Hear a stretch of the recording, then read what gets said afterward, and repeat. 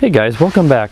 Today I'm going to be taking a look at this little LED drone. Now if you're a subscriber to my channel, you probably have already seen my review of the one that's very similar to this and probably wonder why you're reviewing this again. Well, this is not exactly the same LED drone as I did a couple months ago. This is almost the same except for that it has a Wi-Fi FPV camera and a little bit different top. The other one I think had like a jet plane look or something on it. Otherwise, this drone is identical. The box that it comes in here shows the name. It's the XXD134-1, which is a 3 megapixel camera on this one. That's the only difference between this and the other LED drone that I did a while back. Same company and everything. So you know, it's a decent flyer. It's not particularly great, but it's not terrible either. You can see where probably I got some leaves caught up in here when I was test flying it a while back. It lights up pretty nice. I'll put the battery in here and show you. Let me grab the battery out of the box. Show you how the LEDs light up. It uses a micro loci connector. This is a 450 milliamp hour 1S LiPo. So since I've reviewed this already, I'm not going to do a whole table review on it because it's kind of pointless. It's pretty much identical except for that it has that Wi-Fi FPV. Let's hold this down, see if it'll light up. I have to hold it down longer. There we go. Just didn't hold it down long enough.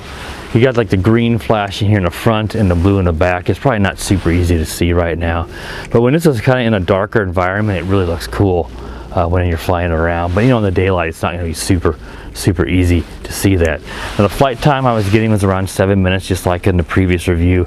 About a 1 minute LVC. I think that one difference that I'll confirm during the flight, because it's been several weeks since I was able to test fly this. I think this drone has does have an increase in the yaw, but I'm not for sure. We'll see on the test flight, because I'm pretty sure in the other one it did not increase in the yaw, which, you know, made it a little bit harder to fly. But this flies a lot like the other one. It does have altitude hold, I believe. Let's see. Yeah, it does. I want to confirm that. And it, you know, it's just a little bit sloppy at times, but like I said, it's not a bad flyer. It's just not a particularly great flyer.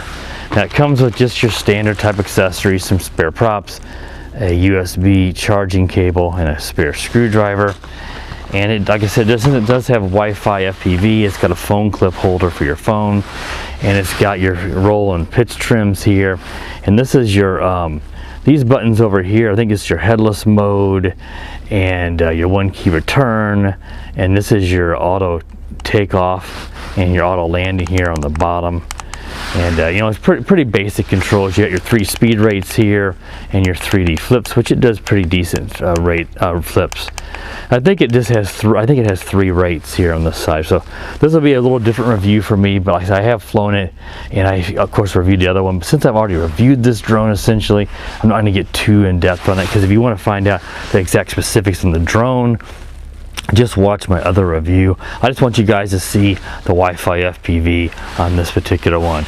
The app that you're going to use is a HTS UFO app. You know, you install it on your phone, put your phone here. I'm not going to go over the app. It's like all the other ones. You just bind it up and just start recording your footage from there. There's no SD card in it, and of course, you know, you're recording a Wi-Fi FPV, so I expect there to be some lag. But you know, the flight on this thing, like I said, is pretty much like the other one. There's really not much difference. It flies about the same. I think it may have better yaw rates than the other one. We'll just have to see how that Wi-Fi FPV does. I did not test the Wi-Fi FPV whenever I test flew it a few weeks ago. So I want to get it done today because the weather moving in is going to be really nasty, and it may be weeks before I can be able to get anything else in the air. So I'll be right back, guys, and we'll take this little LED drone up for a test flight. Okay guys, so I have the little XXD LED drone out here, and it's bound up. I've got it connected with the Wi-Fi FPV and the HTS UFO app. A couple of things, you know, this button here I couldn't remember a while ago because I knocked the instructions on the ground. This is for photo video, which I don't believe is going to work, because that's going to be like if you had an SD card version. Typically that does not work on there. You always want to be safe and initiate your recordings through your app. You can't unlock the props by going down and out and then take off, or you can just do the manual takeoff. We'll try to do both of those things. I don't see a gyro calibration, but I know it does it when you turn it on. So if it gets really messed up, just land it, power it off, and then power it back up on a level surface, and the drone should have its gyros recalibrated. So let's go ahead now and let's start recording some video. so we can at least see what it looks like. It looks like maybe the camera's gonna be aiming down, so it's not gonna be very ideal for FPV flying, but we'll see how the footage is. So let's go ahead and we'll do the auto takeoff. It does fire the motors up for you.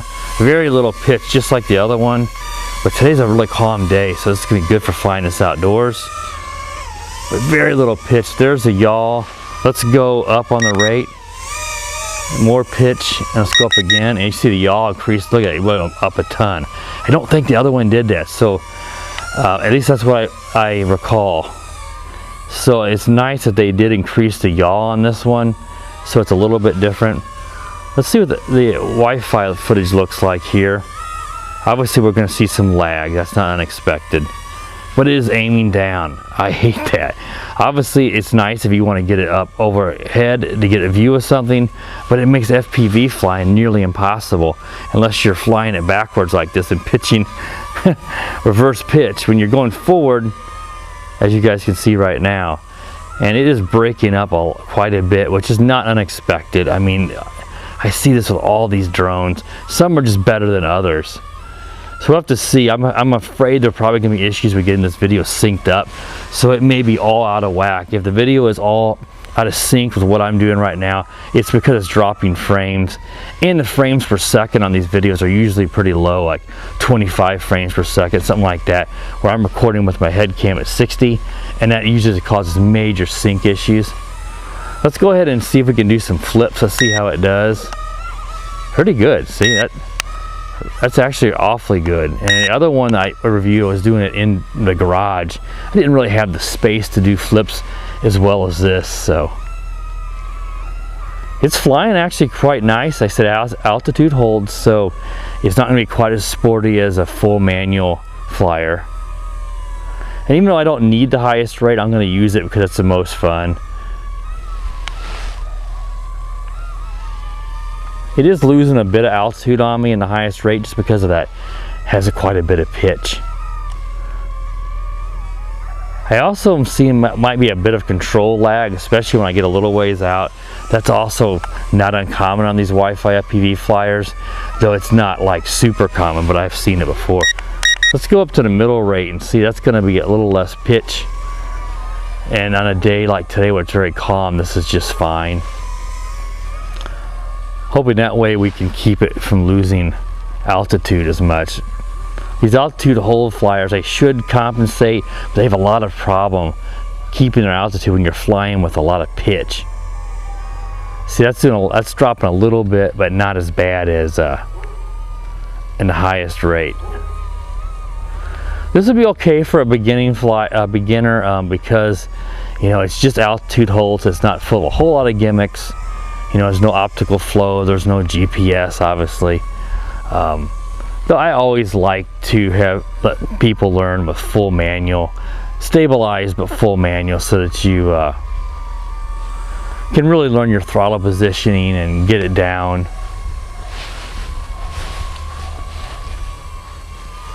This may be a little difficult to see at times because of the glare of the sun right now and the white vinyl fence.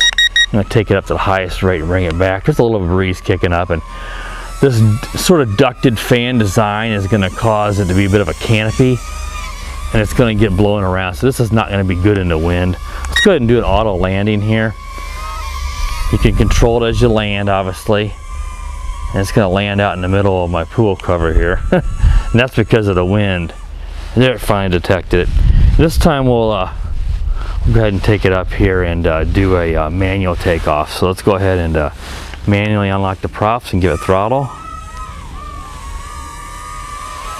Overall, not a bad flyer. I don't know what this cost. We're probably gonna get a lot of glare from the sun. Let me get over here so I'm not blasting this out of view. There's some wind kicking up now. It was really calm here for a few minutes, and it is not handling that wind very well, as I expected it wouldn't. From what I remember with the other one, that's why I flew it in my garage, because it could not have handled the wind that day. And it's probably going to crash. There we go. As it starts to get low, we're about 4 minutes and 44 seconds there into the flight. It should have several minutes left, but I noticed on the other one, I think I even mentioned it in review, it gets a bit sloppy as it gets on lower battery. Let's go ahead and see if it'll take off. Now, Let's see if we can get it to, sometimes it takes these drones a moment after they land like that before they want to, you know, let you take back off. The lights are all solid on it, so that's good. I like that it has those rubber tips, so it makes it a little softer on the landings. Let's go ahead and see if it'll take off now. Now it does. Then maybe the gyro needed to be in a, you know, a level surface before it wanted to take off. It was on the grass. Let's see if we can make it back and not hit the fence. There's a breeze coming here out of the north, and it's really struggling when it picks up. So I mean, this is okay to fly indoors, as long as you have adequate space. Outdoors on a calm day, and boy, look at that. See, that's that sloppiness I'm talking about. As the battery starts to get low, it can just get erratic. The other one did the exact same thing. That's why I said it's not a terrible flyer, but it does get a bit erratic. And now they get the lights blinking. So we've hit LVC. It's about like the other one. It's 6 minutes in. You can probably get another minute out of this, but it gets pretty sloppy. I'm gonna land it in my hand if it'll smell it. I tried to do an auto landing into my hand, and it didn't really sense that my hand was supposed to be the ground, so that's why it wildly went into the ground. I was gonna try to catch it, but it's just like the other one. It will fly okay. Let me stop recording the video just so we got that saved. You always want to make sure you stop recording, because if you power it off and you're recording a Wi-Fi stream to your phone, there's a very good chance it will corrupt that stream and you'll lose all the video, which would not be good for this review. So, you know, it flies okay. It gets low on battery. It gets pretty sloppy, but it does pretty good flips. It's a decent drone. That's about all I could say. Just kind of, you know, it's okay. It's not terrible, but it's not particularly great about anything. We'll see here. Obviously, you guys are able to see the footage if the Wi-Fi FPV was okay. It looked like the camera was okay on it. I didn't notice any jello wobble, but I couldn't really see very well because of the glare of the sun. But we'll have to see how that turns out. But there's no doubt it was laggy, and it certainly looked like it was probably dropping frames. So if you're interested in this, there'll be a purchase link down in the description. Like I said, I don't know what this costs. It shouldn't be too terribly expensive. So it's okay for a beginner drone. There's certainly better options out there. The Furby F36 is like, you know, under 10 bucks a lot of the time, and it's fabulous. It's a better option than this. It just doesn't look as cool because this has the LED lights. All right, guys, well, that should wrap it up. Be sure to subscribe if you're not subscribed. I really appreciate it. We've got Christmas coming up, so hopefully, if I can spit it out, we'll have some decent things coming up to review. And be sure to press the bell so you know when I post a new video. And as always, guys, have a great day. The power of the dark side.